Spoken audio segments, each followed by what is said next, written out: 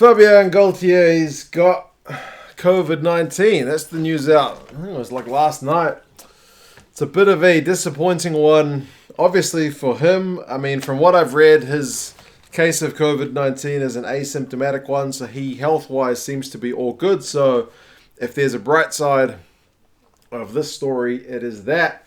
If I'm also looking for a second bright side, the fact that it's none of the players as yet have tested positive in the French camp. Now, the entire French squad's in isolation, but so far all the French players have tested negative.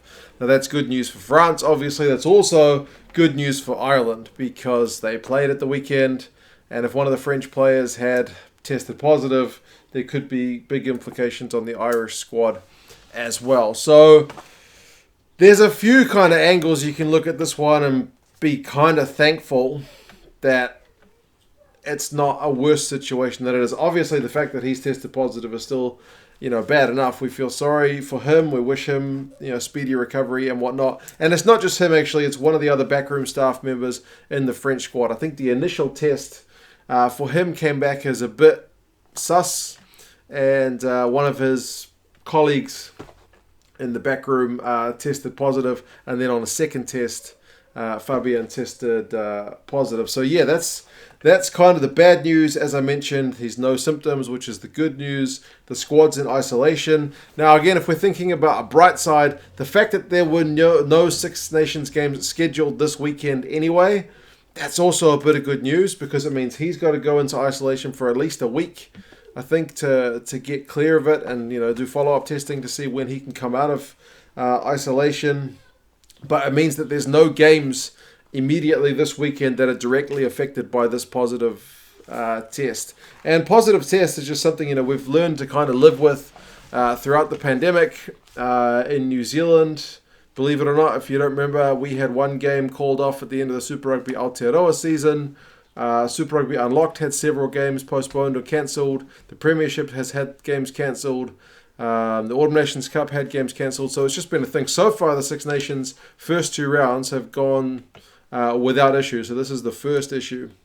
But as I mentioned, it's a fallow week. So where does that term come from? We always say bye week down here. But anyway, it's a fallow week. So there's no games on this weekend anyway. It is still going to have an impact, though, because he's going to be away from the French squad pretty much as they prep for the Scotland game. So they won't have that direct impact, of having their boss and telling them what to work on and what to do. I'm sure he'll find a way to substitute that, but there's nothing like being face-to-face. If any of you guys have done online meetings during the pandemic, you'll know.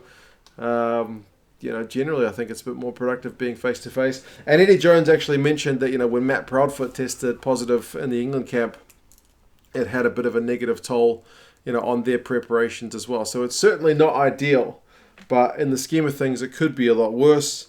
The squad is going to have to get tested again, I think, in a few days. I think it's tomorrow.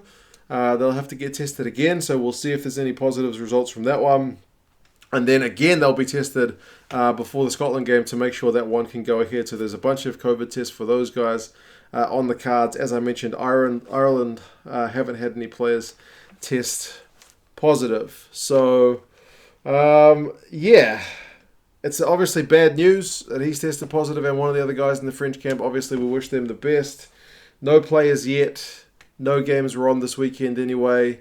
None of the Irish guys should be affected as yet. We'll kind of wait and see what happens with the rest of the testing. And it's also a bit of a bugger in terms of the competition. The French government was already pretty hesitant to let the competition go ahead in terms of the second round onwards, with the UK variant and whatnot. So hopefully this doesn't have any bearing on that.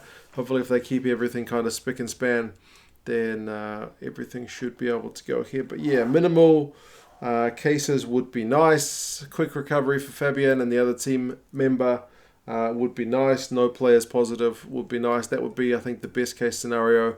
If there are any more cases, we'll have to wait and see. I double-checked the bookies' odds to make sure that this wasn't having any effect on the odds for France. And so far, no.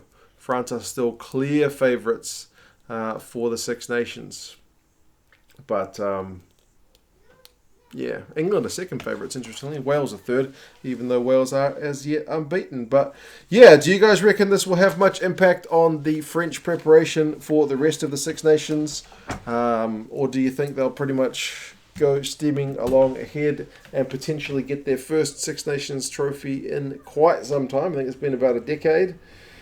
We'll watch it, but I'm kind of knocking on wood that it is the best case scenario rather than like a repeat of the Fiji guys at the Autumn Nations Cup. I guess, again, a little bit of good news is that potentially if their games are affected, then they're going to postpone rather than cancel. That's what they said prior to the tournament starting. So maybe that's also why the bookies' odds for the French haven't been too affected as yet. But anyway, you guys let me know your thoughts on this. Wishing those guys well and speedy recoveries and hopefully no more cases. But yeah. I'll talk to you guys again soon. See you later.